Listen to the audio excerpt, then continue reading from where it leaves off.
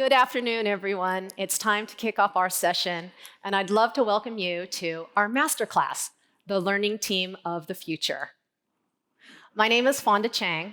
I'm a Customer Success Director with Degreed, and in my career, I've spent about 15 or so years in the human capital management industry in various roles such as consulting, customer success, and executive relationship management.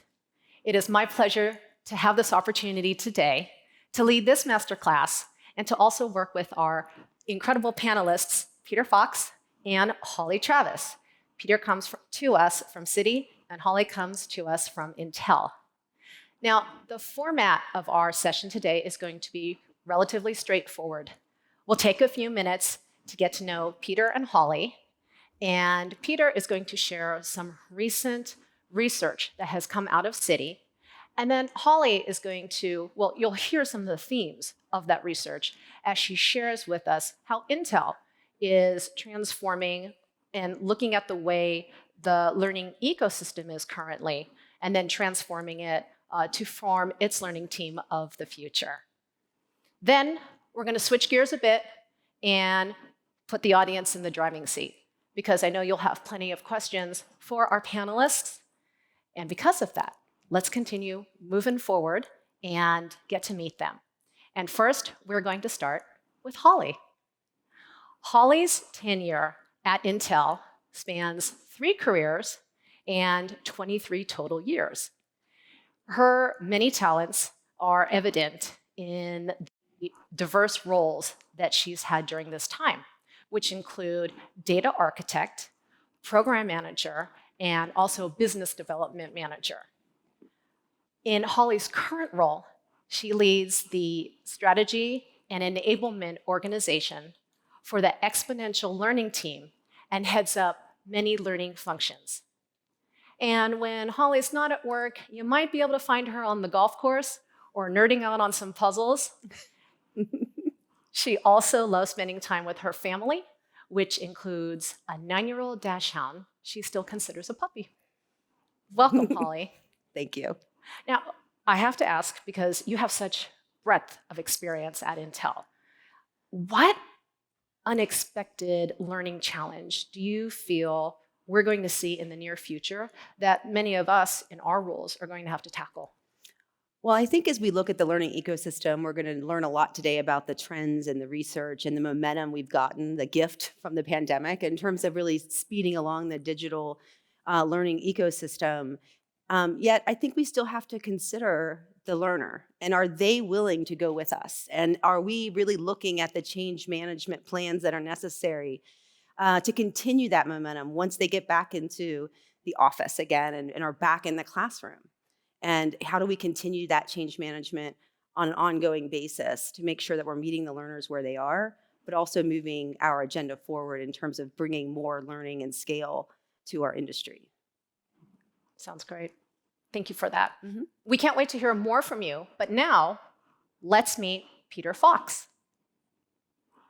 Earlier in his career, Peter joined Credit Suisse for 7 years in both the London and Zurich offices. During this time, Peter led the transformation of the firm's digital learning solutions.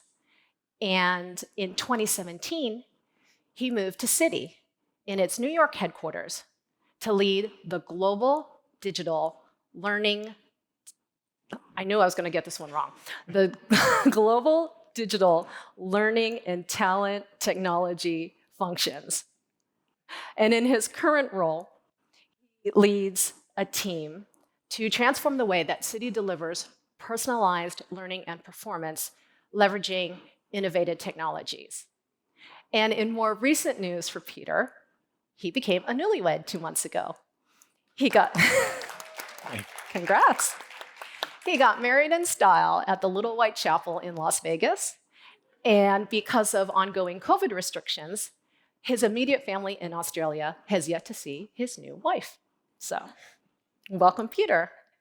We are excited for you to dive into this research that Citi published just yesterday, right? And I understand that you played a part in this.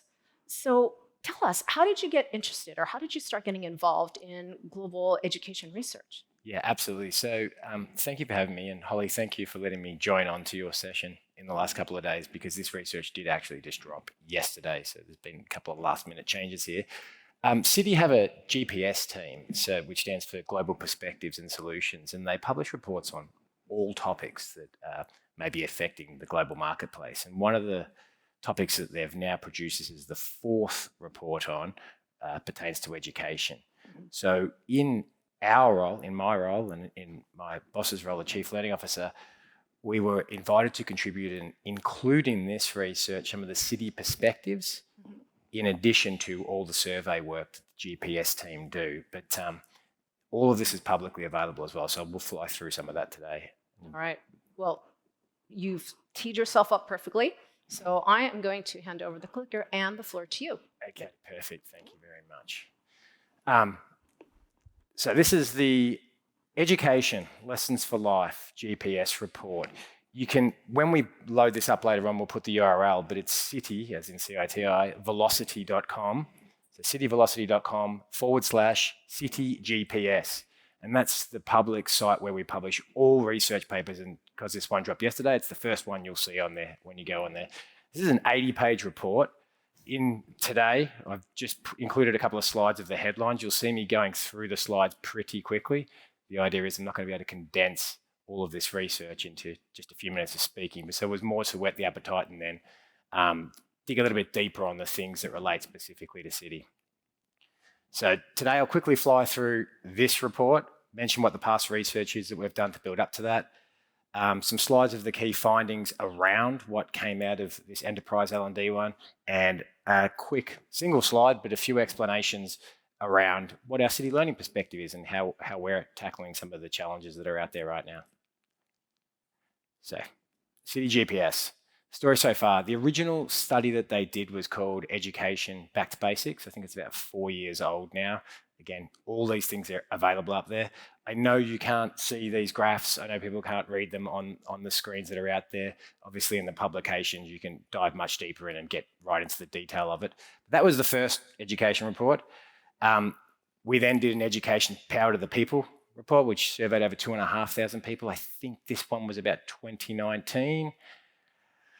Then, obviously, I think that gives it away in the headline. Fast forward to after COVID. Last year, they did a research study into the rapid changes that happened in the education space because of all the things of us not being together anymore and needing to be remote. So it's also a really interesting and still relevant report.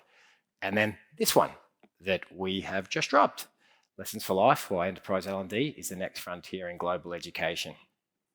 So the topics we cover. Well, first of all, the survey design. Should do that. You can tell that I'm not part of the research team when I skip over the most important detail of the background behind that.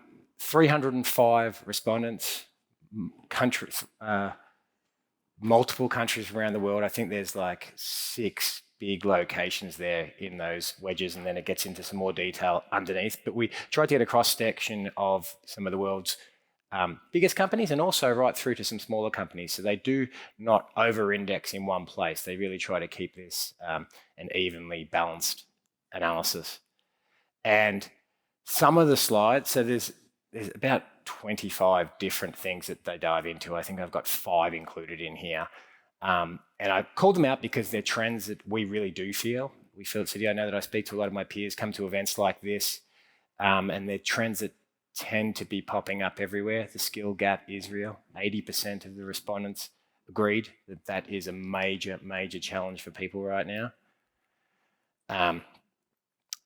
Interestingly, this has become, I think, much more of a focus now that L&D are increasingly viewed as a strategic investment. So there was people universally, pretty universally said that. And I don't know that we've always been able to say that. And again, keep in mind, this is done by a totally separate research team. So this is not HR trying to promote an L&D function. This is absolutely proper market research. So it's good to see those kind of trends coming through. Employee engagement. So getting technology and educational tools and modalities in place, still a major pain point for people to get to engage their employees. And we can talk a little bit about what we do at Citi around that. And I think this is my second last one. This is interesting. It talks about we go into specific questions around what people are looking to replace in their enterprise infrastructure. So we directly ask people if they're looking at implementing or replacing, removing an LXP, an LMS. We ask about their wider HCM suite, and then we ask the question around content libraries. So whether companies out there think it's time to be making moves in these spaces. The content library one obviously made a lot easier if you've got an LXP. The prediction is that the L&D vendor market is probably still likely to remain fragmented. And I'd like to talk a little bit about this. Hopefully in Q&A this will come up around the whole, is there one solution to do all of this? Do you back in a single solution, or do you create a flexible infrastructure that you can plug in best of breed products and create a better experience? At Citi, we're going for the latter. We do believe in trying to get best of breed products. And I can talk a little bit more about that. And this is the last slide. I just want to call out a couple of the points that aren't on the screen here, just to give you a highlight. So how the report works is we've got all the analysis, but then there's a section from Cameron Hedrick, the global CLO of Citi. For those who don't know Citi, we've got over 200,000 employees and about 100,000 contractors spread all over the world. So we have a big footprint, and we have a lot of people that we're needing to provide learning for.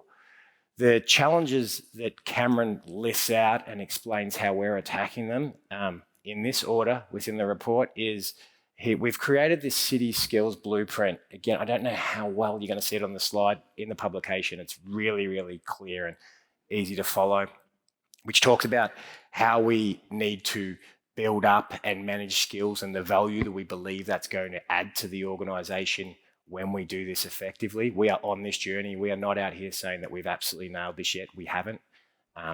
We think there's still a lot of changes that need to happen in technology for us to get this absolutely sorted, but we're making the steps in the right direction, and our blueprint is around how we will do it, as opposed to being anchored specifically to which product we're going to do it with. Cameron then talks a little bit about adaptive learning and how we see that as a huge business benefit, particularly to an organization of our size. We have been implementing an adaptive learning platform for just over a year now, and the courses will start to drop next year on there. For those that don't know, adaptive learning platform, the idea is that it generates a unique pathway through a piece of digital learning based on what you do and don't know.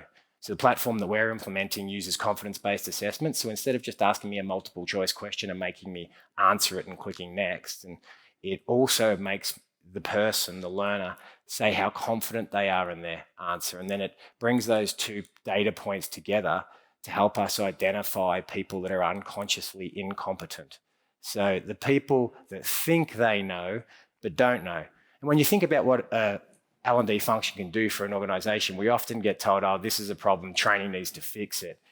And sometimes that's true, but sometimes people just will intentionally do the wrong thing, and then that comes down to culture and other things that we need to address there. But with this adaptive learning program platform, we can at the very least start to find the people that think they know and don't, and we can remediate that because they're the ones that are more likely to make a mistake that may affect the safety and soundness of a financial institute like us. So he talks about adaptive learning.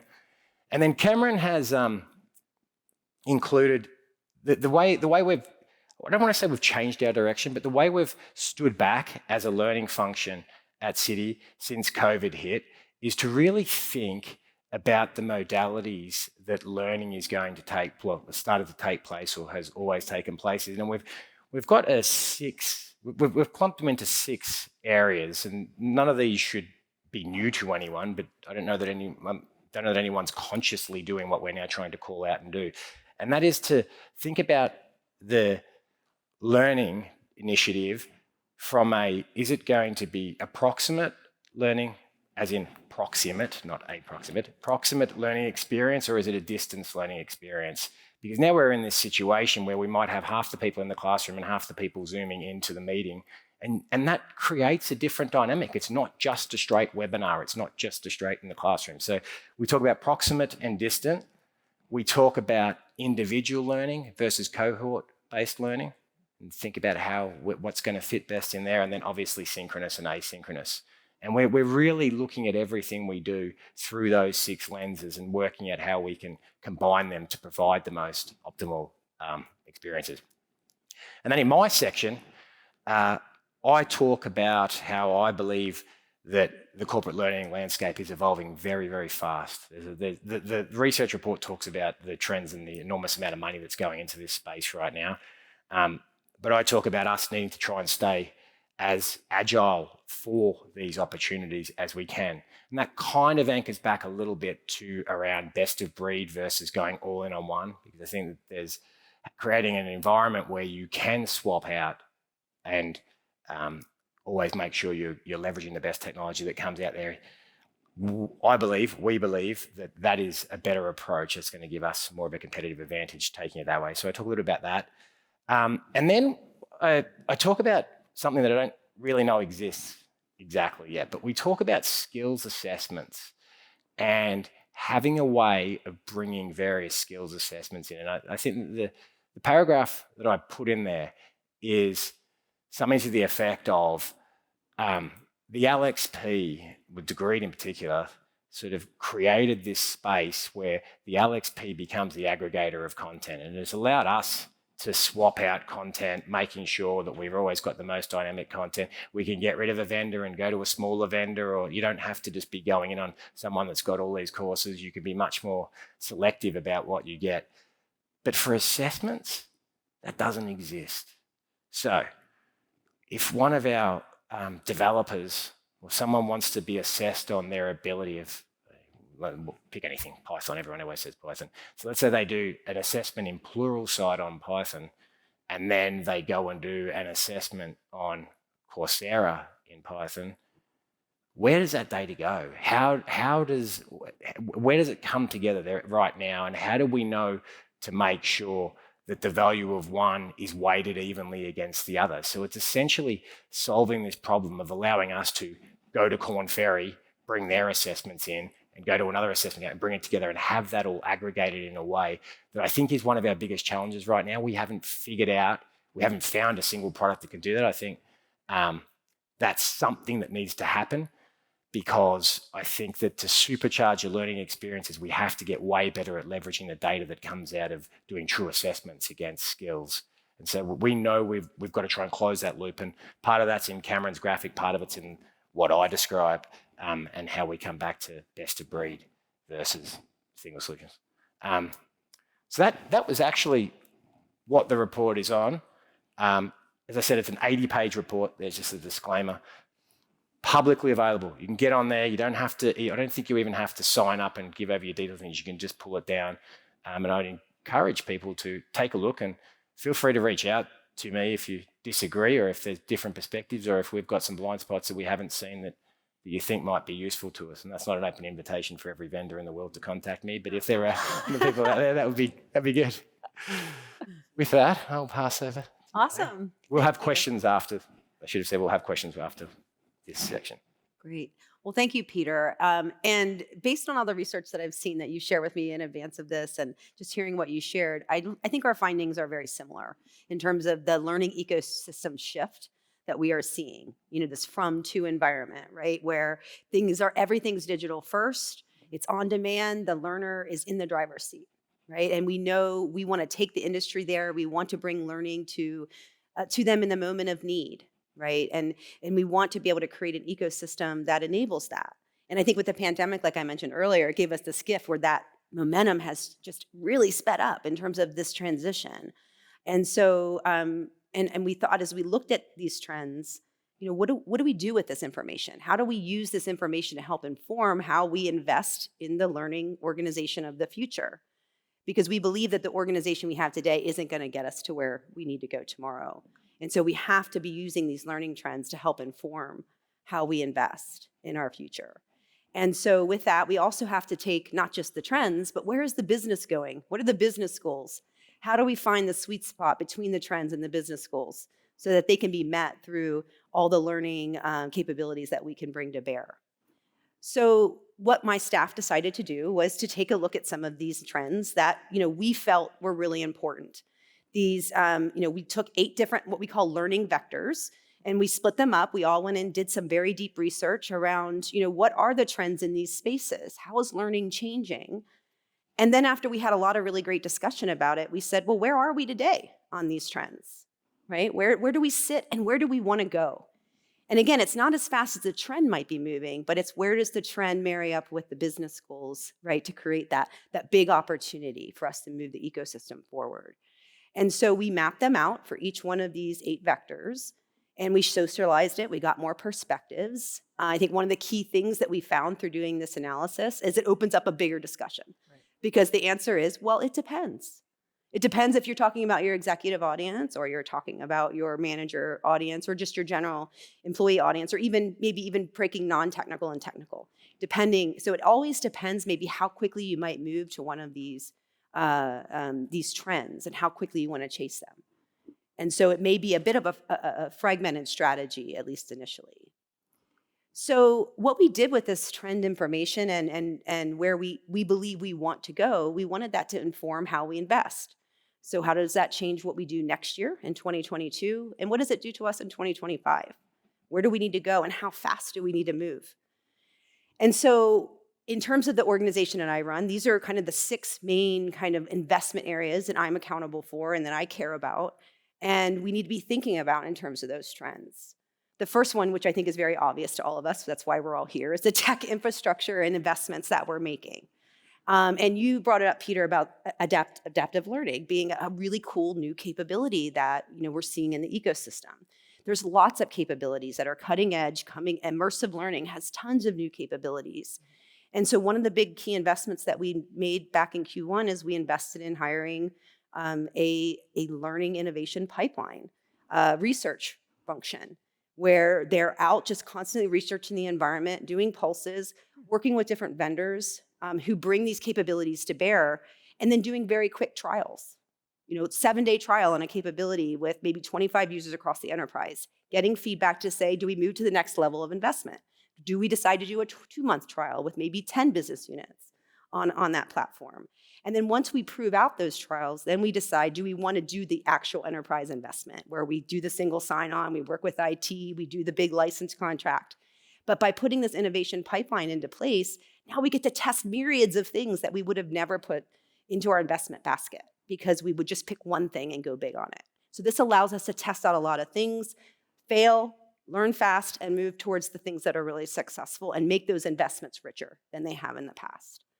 And it also involves platforms. It involves providers, making sure that we're creating the right technical infrastructure and integration that enables those tech trends to come to life. So that's one big area that we're focusing on. The next big investment area was marketing. We started with one marketer that looked at marketing and adoption. We now have 5 folks in the marketing function, and they're really looking at that learning culture narrative. When we look at the ecosystem shifts, how do we bring the user along? How do we teach them about the opportunities that they have to learn? How do we let them know that learning in the flow of life is how you continue to develop as an adult, right? It's not this hilltop learning experience you go to for 5 days once a year, right? And so how do we continue to build that marketing narrative and then also create new awareness channels, right? Because as we build new technical capabilities and in learning, we need to be able to create awareness of that they exist and how to get to them and how to engage in them. So we're investing a lot in new channels. We're doing tons of experiments. We've developed a marketing scorecard that allows us to really look at our OKRs and determine, are we making the progress or do we have to evolve and maybe shift our experimentation? So we've done a lot of investment in that space, and it's really given us some really great results. And then design investment. When we look at our design teams of the future, do they look the same as they are today? We have a really high ISD proportion to our experienced designers or even our curators. Does that shift? Because we're looking to start buying a lot more content than we're building. So how do we make that development shift? Do we buy those resources? Do we build those resources? Do we borrow those resources? And so thinking about how do we build that team and expand it, and then also looking at the geographical distribution of those teams. So previous to COVID, we had people globally stationed all around the world, sitting in classrooms, preparing the classrooms, getting everything ready, closing out the classrooms. Today, we don't have that environment. We have a digital environment. Those people are now setting up pathways in Degreed, right? They're helping to do the back-end administration for digital platforms. And so that allows you to have a very different geographical distribution, which may be a better thing for your bottom line and how you can expand your capacity without increasing your cost. So that's something that we've been really conscious about trying to take advantage of over the last couple of years. And then measurement investment. I've heard data being brought up as the foundation of everything we do many times, right, over the past 2 days. And so we have to be really thoughtful about how we invest here. And getting more and more support, not just from L&D, but how do we connect it to our HR data to drive insights that tell us how learning is helping the bottom line? How do we push the logic chain from I attended a class to what actually made dollars, for the company? And so how do we continue to do that through really, really good measurement and analytics and really partnering across HR and our business units to be able to, expand that logic? And then, so those are kind of the capabilities that we need to invest in. Then we have to invest in the broader workforce, all the people components. And that means really looking at all the skill sets that you have in your organization. What are the acumen that they need to be having? How do you develop skill plans for them to continue to develop? Or again, maybe where do you buy those skills? Because that's just a faster resolution to where you want to be. And so we're looking at that all the time. Also, like I said, looking at that geographical distribution. Where are the folks located? And then finally, what are the new relationships that we need to be creating due to this learning ecosystem? And maybe what are relationships that we can pull back from a little bit? Because we can't just keep adding things, right? And so we're looking at how do we create business unit relationships, because our goal is to move from more softer skills at the enterprise level to doing more hard skills. We're going to be hiring up to 30,000 new engineers at Intel over the next couple of years. We need to upskill them technically in AI and ML and everything else that goes along with that. So we need to be really creating great relationships with our business unit partners who are those subject matter experts. So we can pair their expertise with our learning expertise to build wonderful suites of products and academies for our engineers to really upskill and continue to grow in their careers and keep up with the technical landscape. So we're doing a lot of business unit partnering, and we're also creating communities. So communities of practice, I think, are a great environment. We're moving from a formal learning to informal learning, where communities of practice are becoming kind of that grassroots way of learning from your peers. How do we share and learn from each other versus feeling like we're on an island? Well, as an L&D group, we can create the conditions for those communities to come together at an enterprise level, right? So not siloed within a team or a business unit, but now everybody can connect across an enterprise. How do we take the learning ecosystem and the trends and the infrastructure to the next level to create the ease of those communities? So we're taking a look at all of those things, figuring out how we reinvest. And those investments may change. That portfolio may look very different next year than it looks 3 years from now because of just the speed in which we can move. So those are some of the key areas that we're investing in and looking at. I'm sure there are many others that you all care about that I haven't mentioned here. But we believe that if we continue to follow the trends in the business schools, that it'll lead us to the right organization of the future. Fantastic, fantastic. Well, Holly, you've given us some real solid frameworks for us to take back to our organizations to evaluate what our teams look like and how to transform them in many different areas. I wanted to ask you, because I think a lot of folks are probably going to be concentrating a lot on the technology, right? They're going to want the latest and the greatest tech. They're going to want the latest and greatest learning formats. Do you anticipate any problem or challenge maybe from adoption from the learners? Yeah, like I mentioned earlier, I think the change management element is going to be really important. We have 5 generations of learners in our workforce. And many of the leaders who should be promoting and giving permission for learning are maybe part of the older portion of that workforce. And so they are very, very used to coming into a classroom, spending their time and leaving, and then maybe, and learning something and applying it along the way. And that's just what they're used to. And what we've seen is some of the countries have been opening up, specifically in Asia, where they were kind of the first ones to open up. Yeah. Their hands are up. Where are my ILTs? I want to get back in the classroom. I want to be engaging. And yet that's not actually where we want to go. So we have to do a lot of listening and understanding, why do you want to be in the classroom? How can we understand what you really care about so we can still get those needs met, but maybe not in the same way? Maybe that classroom is still physical, but it looks different. Maybe you bring more learning of the future, classroom of the future technology in there. So maybe it is, like you had mentioned, maybe there's people sitting in this room and there's people sitting virtually and we're all learning and engaging together with awesome tech, right? So I think the key is just really listening to what they care about so we can bring everyone, into this new ecosystem, not just the ones who are, those early adopters. Great. Fantastic. Thanks. And I'm sure there's going to be many more questions for the both of you. So let me go ahead and turn the microphone over to the audience. We have a gentleman over here who is going to be running our microphone. So please be so kind to, raise your paws and we'll get it to you. Hi, I'm Holly. I have a question about your tech investments. So when you have investments in tech, you said that you normally do some pilots, right? Just to kind of get a flavor for it before you go with single sign-on and the whole big investment. When you do that, how do you make sure that you still have all those IT security risk boxes checked? Because even to get onto another platform, there is information sometimes that's shared, like the employee's name, their email, et cetera. How do you move quickly there?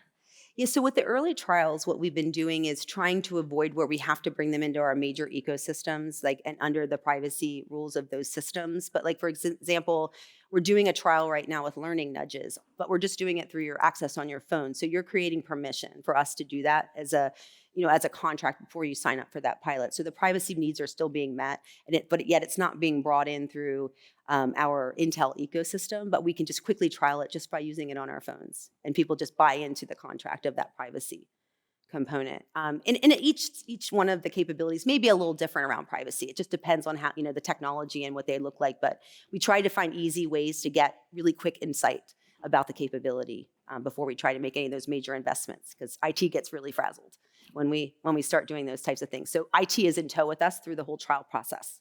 We never want to surprise them because they will pull the rug out from under us if we do. So we bring them along.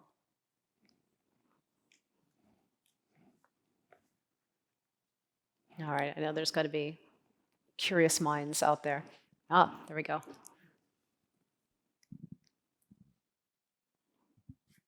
Hi, thank you both so much for all of you for sharing this information. One of the things that really speaks to me, and I have my colleague here, so it's going to be no surprise to him, is that I have a marketing background and then landed in learning just because I'm passionate about it. So I am very curious how you might position that marketing team of the future if you had to do an elevator speech for it, so I can do an elevator speech for it. What might that look like? In an elevator speech to convince people to fund a bigger investment in marketing. Absolutely. Yeah. Well, I think, what happened, I'll just explain what we did. I don't know if it's an elevator pitch, but I'll give you my quick story. Is, like I said, we started with one person who was really passionate about marketing and has been in learning her entire career, and really just started doing some quick experiments on her own. And she job crafted the job. She came to us and said, here's some initial experiments. Here's some things I found. I got really curious. I investigated these hypotheses. This is what I think it tells us. I proved out that we've gotten, 5% more engagement. What if we took this further? And she created a job for herself. And then from there, we now have 5 people on the team. And in fact, we actually, the woman that we've hired to run the team doesn't come from learning at all. She used to sell, she used to be build our marketing commercials for our PC products, right? She used to sell mayonnaise for Hellmann's. Right, so she has done a ton of consumer marketing, and she said, you know what, I don't want to sell products, I want to sell behaviors. So she's trying to stretch herself to figure out, how can I sell something that's really hard to do, to stretch herself. So it's been a really great add to our team, because the perspectives that she brings are so different from what we think in L&D. And it's been just an amazing opportunity to really advance our marketing efforts by thinking bigger and bolder and really coming in with a true brand and strategy for the company.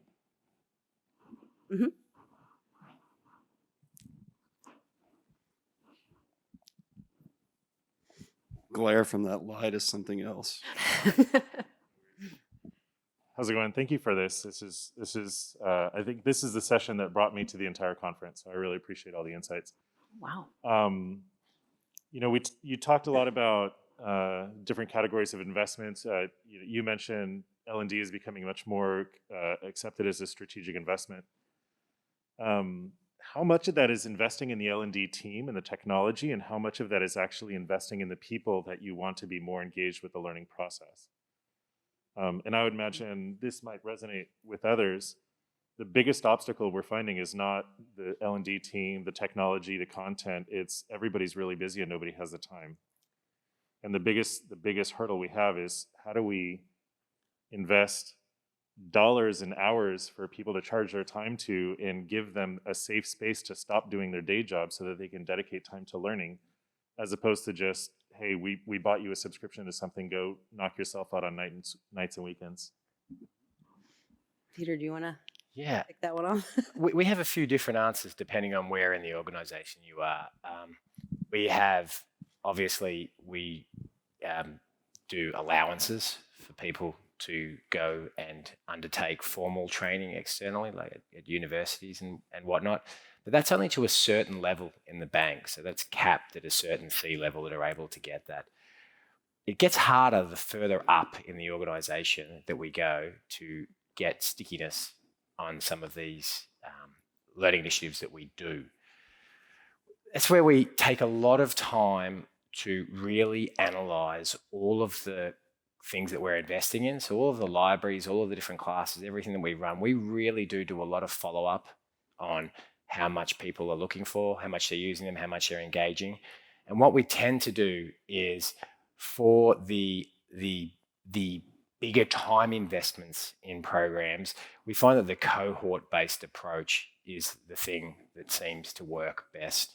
If you just give me something that I need to do for 6 months on my own every night, it doesn't seem to work nearly as well as putting programs through with cohort groups that are of similar level, people from different parts of the organization. So that's one of the things we do. But again, it's like anything. When you get busy, people first thing they drop is their own development when they're busy, and focus on work. And something about being in a cohort and getting some buy-in and knowing that you're doing something with others does seem to make things a little bit stickier from our perspective. Yeah, and we face the exact same problem, right? We call it permission to learn. Whether it's your manager giving you the permission to, take a couple hours out of your workday to do that development, or even just, the permission for yourself, right? To invest in yourself. And I think oftentimes we don't do that investment. And so, we've been trying, obviously, I know I've heard a lot of folks talk about getting that tops down, like getting that sponsorship from the top, and that drives culture. And that drives permission, right? If you have a learning culture and your leaders are out there doing that, that is going to drive that learning culture. If you have them somewhat doing it and maybe trying to role model, you'll get some traction, but not as much. And that's kind of where we find ourselves, to be quite frank. Like, people believe it's true, but when it comes down to true investment and giving permission and making that space, it just doesn't necessarily happen all the time. But what we found is the real key is what we call the middle layer of management. Because they're really the ones that are giving permission at the end of the day, right? We call it the permafrost layer. Where, there just isn't a lot, so we're trying to work with those folks and have them understand that the best way for you to get better results for yourself and for your team is to let them learn and experiment and give them that psychological safety to learn and fail, right? Or fail and learn, I should say, right? And until we get to the right answers. And so we're trying to create that space. We're doing tons of training around that and just awareness about, adult ongoing learning and how important it is to your career. But I will say, even with all those efforts, it's been a real challenge to create that permission. Yeah, I guess the way that I would summarize it is, everybody talks about learning as if it's an investment, and everybody acts like it's a cost. Yes. I don't know how to get over that burden. Yeah.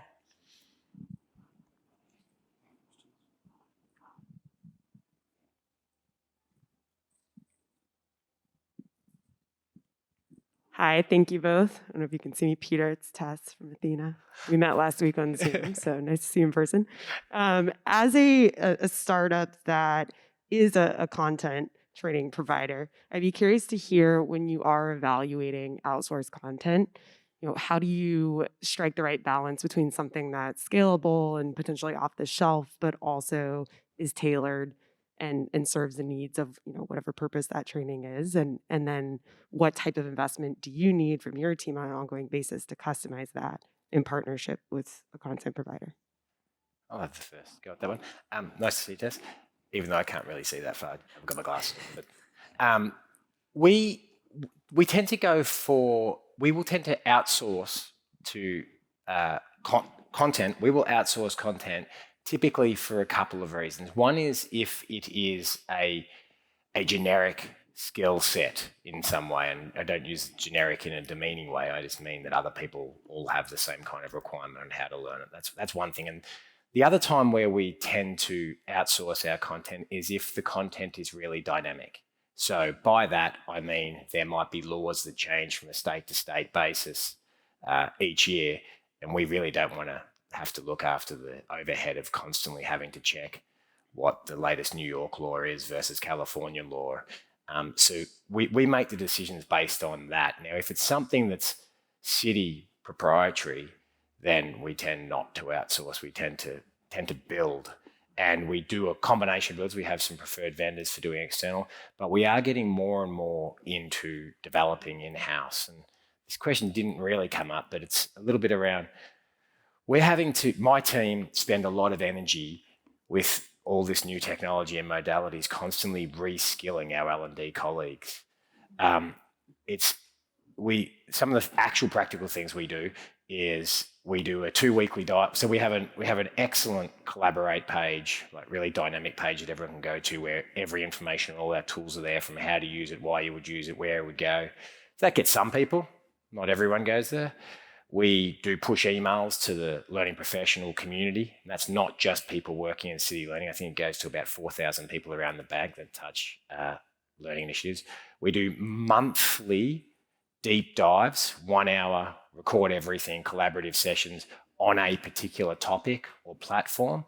So last year we created, not last year, it was this year, we created some standards around what is excellent question writing, like what we believe is really good question writing for digital learning and for assessing things. So we created standards on that, and then we run collaborative sessions for the community. So we do that monthly, and then quarterly we do a wrap up of what's changed out there. And just this year, we've also created what we're calling internally the Learning Platforms License. It's because we have so many people that can touch our tools, it's easy for mistakes to be made, and obviously we want to make sure that data and mistakes don't get made related to learning data, because we use it in regulatory situations. And so we've created a learning platforms license, which what it essentially is if you want to have elevated rights into any of our systems, so basically every learning professional, you need to undertake assessments related to every platform that you use. And instead of spoon feeding so let's say the LMS, for example, or even Degreed, instead of spoon feeding people and just giving them a basic quiz, we drive them to the Collaborate site where all the information is, because we're trying to create a habit in our learning professionals that you need to constantly be checking in on our big platforms and our libraries, because they are changing. We don't install things once now in the cloud. They're constantly changing, new functionalities being added, there's better ways to leverage it. So we now, and we've got, I think, 2 more weeks left before, if you haven't completed those licenses, you will lose your elevated rights into it. And we're trying to create this behavioral change of learning professionals that you constantly need to actively seek out what the possibilities are and what the changes are related to our platforms. I know that was a little bit off to the side of what you were saying, but I think it was still relevant.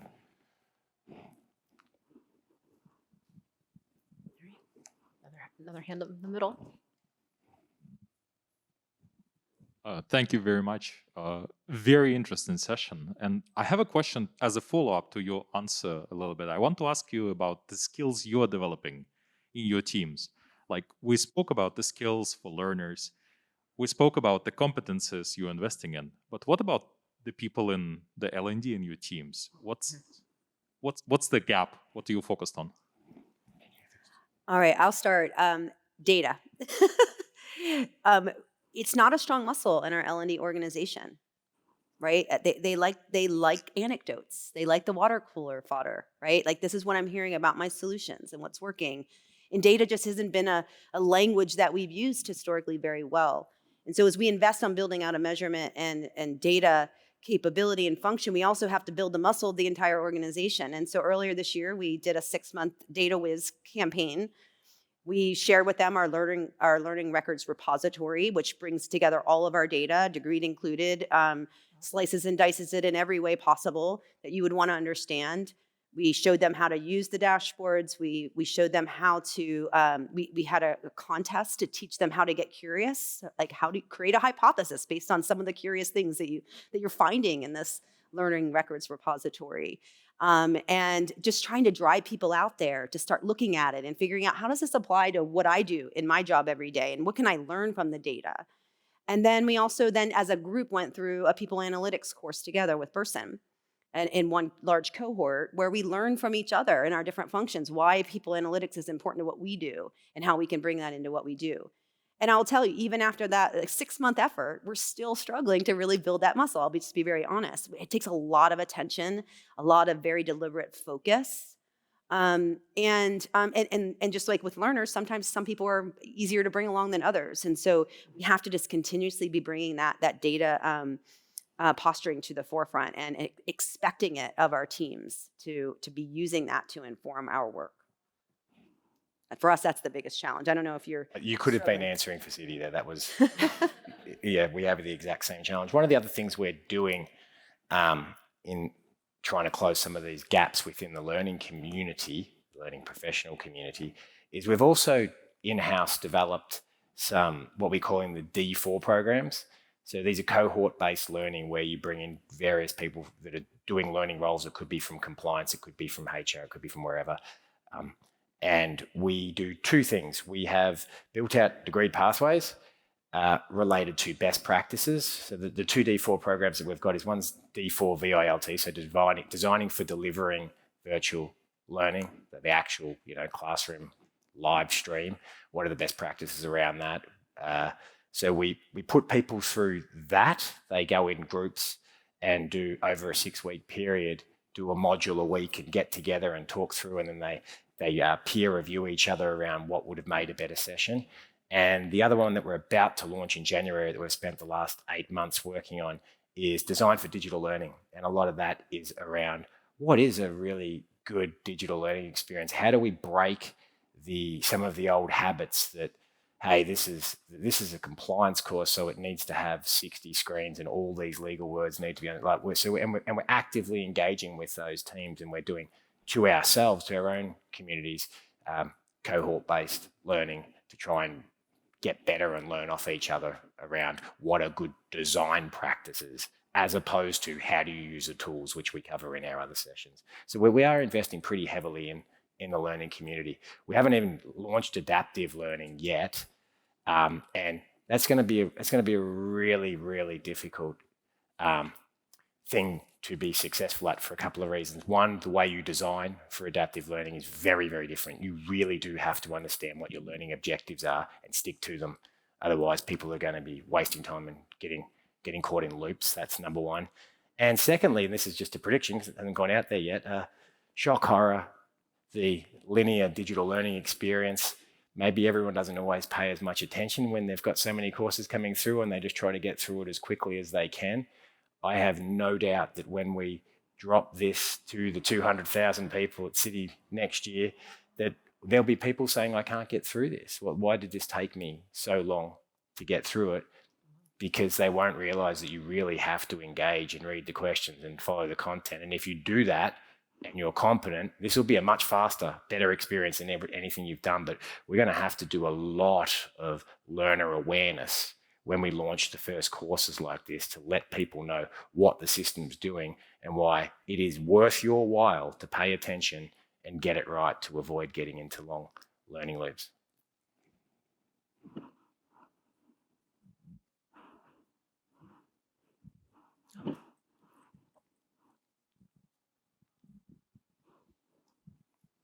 Thank you. I'm curious, what's your dashboard for showing the wins year over year that you are developing, that's helping you sustain the investments year over year or even increase it? What are those big boulder wins you're seeing that you can show on the dashboard? What are you measuring or Mhm. so on? I could talk to a couple. I'll just talk. We're in the process of migrating to a new LMS system, and so with that, that investment is going to save us millions of dollars annually on our current with against our current platform. And so with that, we'll be looking on a monthly basis at how many groups have been migrated over, what are the dollar savings per group. Then we have across our organization a number of disparate LMSs that are out there that if we can move them onto the primary enterprise LMS, it's just large dollar savings, right? Because now we're working off of one set of licensing versus all these disparate investments.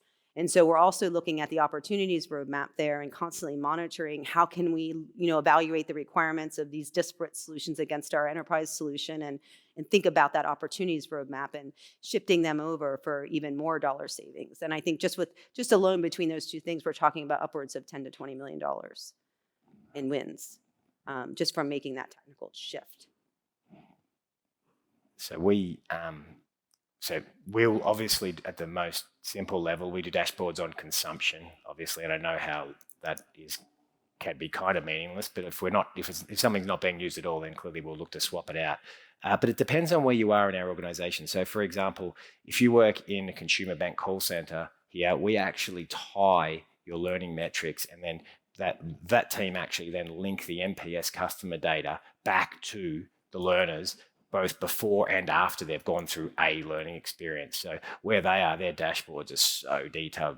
This call got a higher NPS, it was completed in 5 seconds, less time, and they went through this learning experience. And we do a lot of side-by-sides where we'll try out 2 different learning laboratory approaches and then see what data that provides for the end user. So yeah, it depends on where you are for us as to what kind of dashboard there is. And that's the most detailed example that we have, then right through to the lighter example of consumption.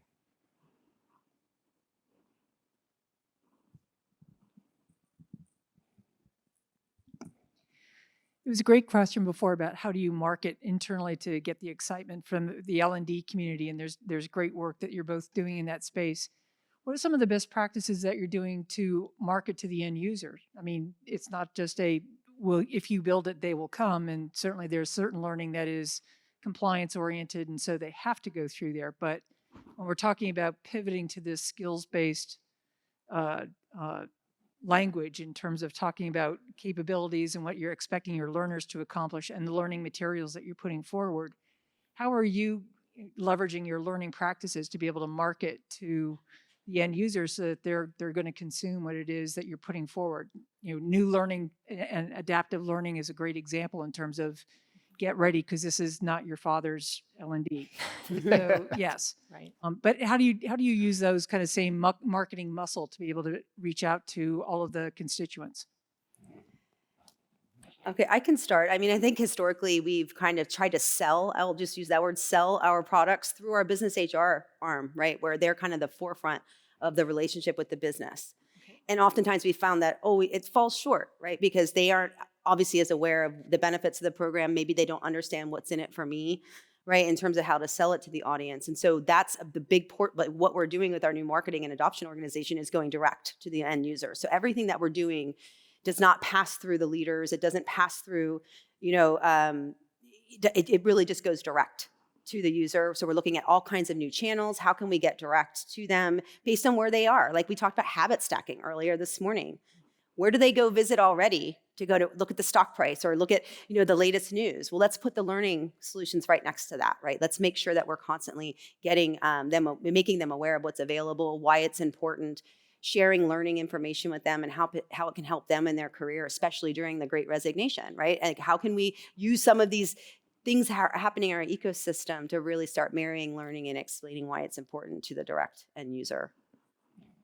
Yeah, absolutely. And one of the tangible things we're doing in a very specific answer to marketing is we leverage a lot of our vendors and what they create. We don't necessarily go and create bespoke marketing material for everything that we're licensing. We take advantage of where, say, for example, Degreed say, hey, this worked really well at this other organization. Do you want to leverage some of these and just tailor some of this material? So we do a lot more of that than what we used to as well, like using Udemy for Business as marketing material and taking and learning from how they've had success in other places. That's another thing that we do. Well, we've had some fantastic questions from the crowd. And, if there is one last burning question, please feel free. I feel like I have to auction it off. Are we good? Want to make sure. Oh, here you go. The one burning question.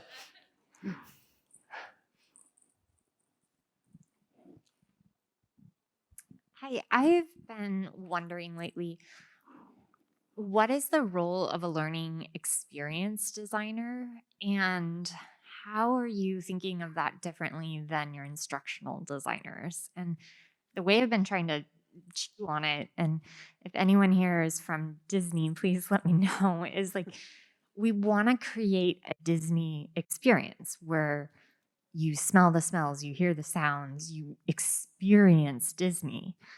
And you're not just going to Magic Mountain. You're not just going to one ride or one piece of content. And so I want to understand how you're creating those experiences for your learners and how your teams are doing that. Want to start or wants to talk about that? Yeah, I'll go first. That's a great question. Thank you. So we use our learning advisors. So we call the role learning advisor for the people that are not actually design and developing. So they're not your instructional designers or your developers. They're essentially like a consultant into the organization that know how to curate and challenge the business on what they're trying to achieve. So that's our learning advisor role.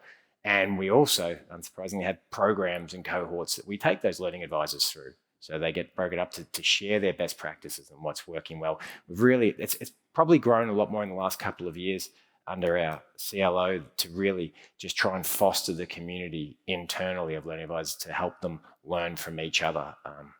That's how I would answer it for City. But And I'm sorry, can you repeat the question again? Thanks. How are you using learning experience designers? Yes, here? sorry.